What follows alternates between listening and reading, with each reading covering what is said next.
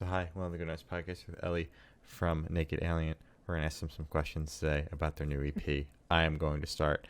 So congrats on your new EP, Horny Days, Rock Hard Years. Thank you very much. Thank you very much. How do you feel about the response to it so far? It's kind of exactly what I expected, at least in terms of the fixation upon the name. Like when we first kind of gave it the title, we were like, "Oh yeah, some people are going to react in a really positive way and other people are going to react kind of like, what the fuck is this?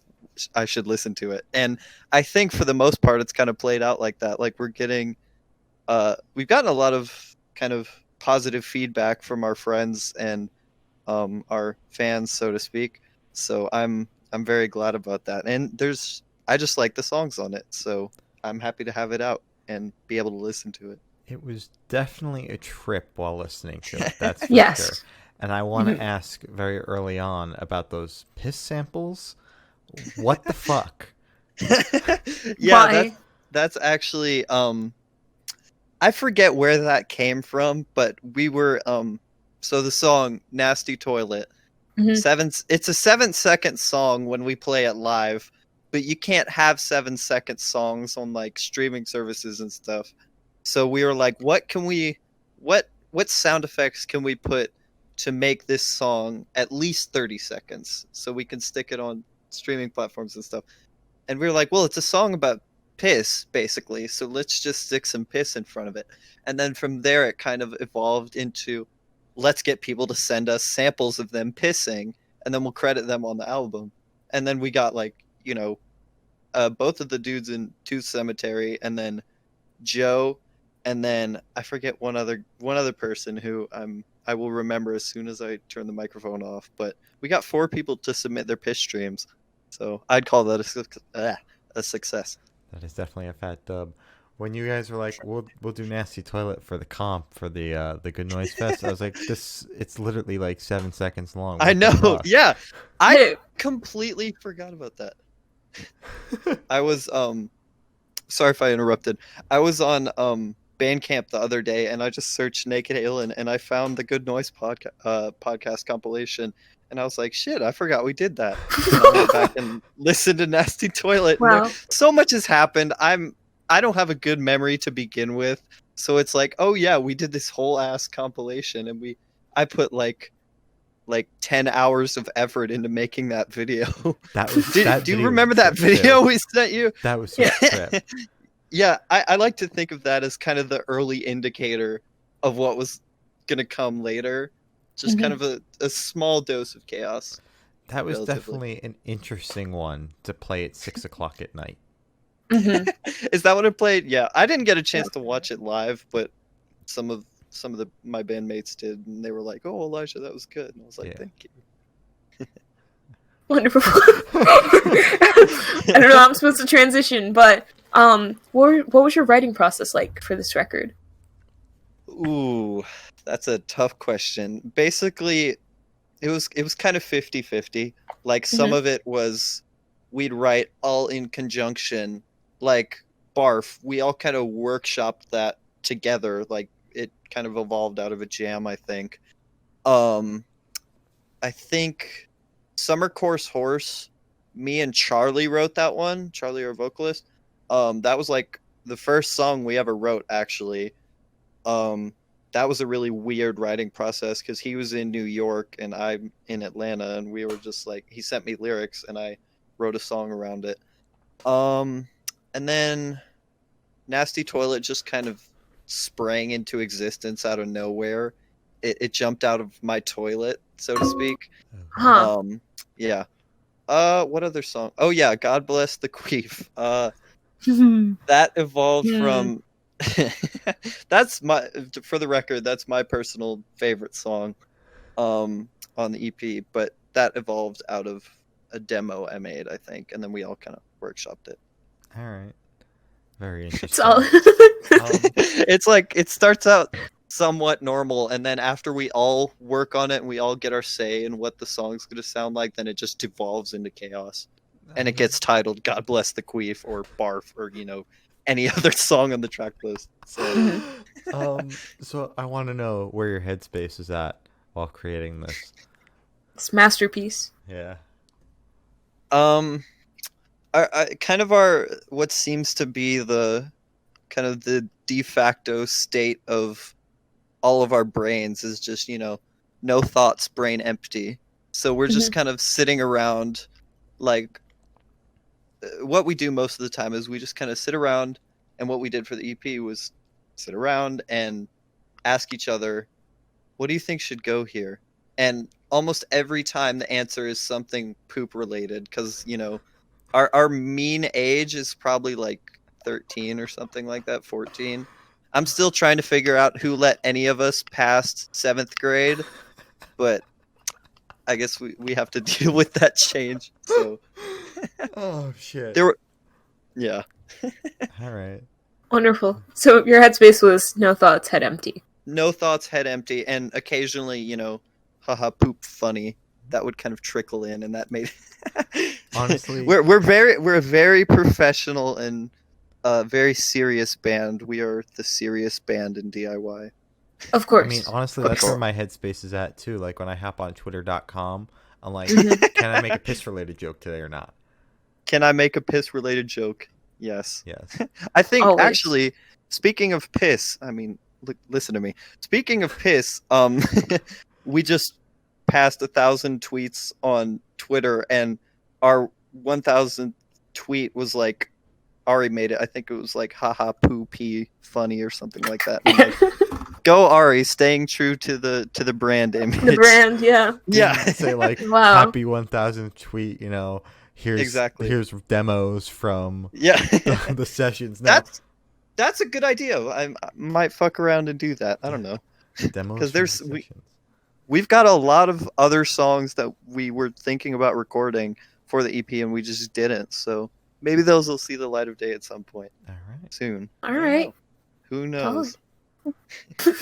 Okay.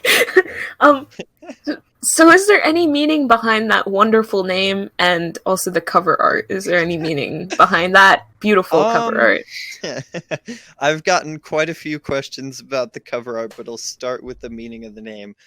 So, once we had it recorded, we were kind of like, okay, we need a title that's gonna grab people's attention and like invoke some like visceral reaction, like what the fuck is this? That was our goal.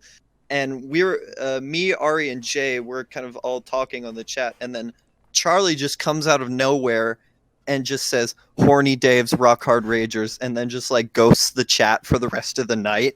So me, Ari, and Jay were kind of meditating on it, and it was like, yo, holy shit, Charlie came through with the title and then just swooped away into the sunset.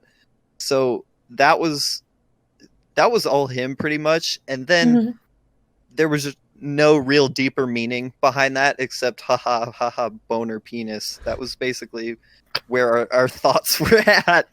But actually, when the thing came out, I got a message from Will Plague Skater, and he was like, haha, get it, Horny Dave's Rock Hard Ragers, because it's a double meaning in reference to a boner and the raging nature of the songs. Like, they're all ragers. And I was like, yo, Will, I didn't think about that.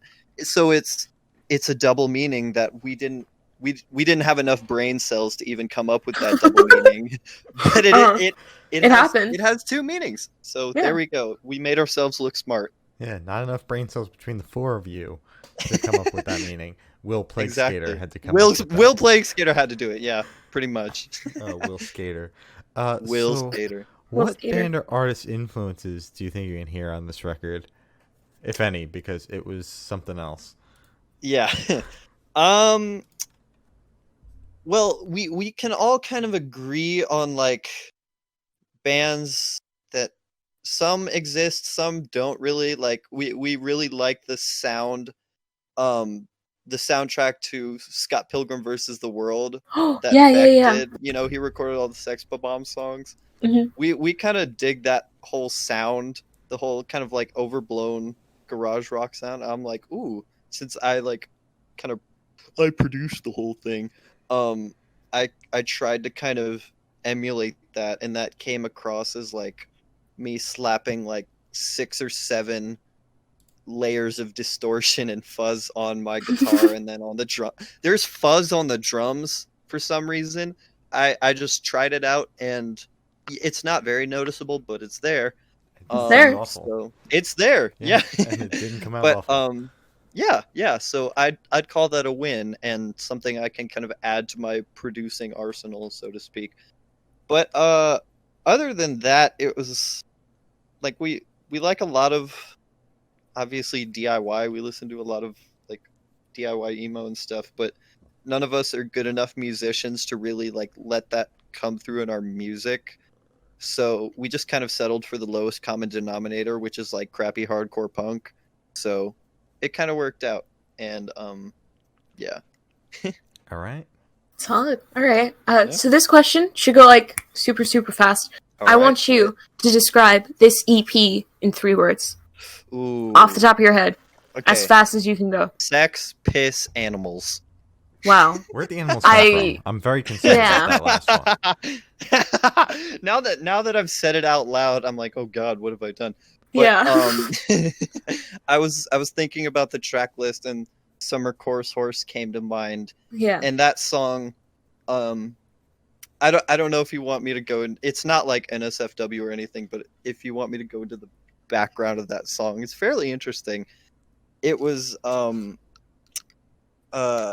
Charlie was doing like, I think he failed like chemistry or something at the end of the 2018-2019 school year. He failed some science class, and he had to do it over the summer. And that was right when we were kind of starting out as the band. And he was like, you know what, I'm gonna write lyrics about this. So he was like, you know, I've finished my fucking course, I've turned into a fucking horse. And that kind of became that was one of our 2 songs for like the longest time. Like, we'd have band practice, we'd play Summer Course, Ryan Rose, then call it a day. And that's like 3 minutes of practice. We'd play those like 6 times. But yeah, that's where the animals part came from. Okay, good. Good thing they aren't involved with the other 2. Nakid Ailen does not condone bestiality. Let's go. Contrary to popular belief. Oh, no. Man. So is there a certain feeling you want your listeners to have while listening to this EP? A certain feeling, like an emotion? Yeah. Like what emotions do you want this masterpiece to invoke? Disgust and lust. Okay. What? Okay. If I'm being honest. Yeah. All right. It's a pretty horny album. I agree. Or EP. It's a pretty disgusting album / EP. I keep calling it an album. It's 8 minutes long. But yeah, those are the 2 adjectives I'd use to describe Horny Dave's Rock Hard Ragers. It is 8 Solid. minutes of pure bliss, though. 8 minutes and 37 seconds of sex punk. That's what I call it. That is hot. Sex. Fairly good name. I agree. It's in great. my opinion. Thank you. Thank you very much.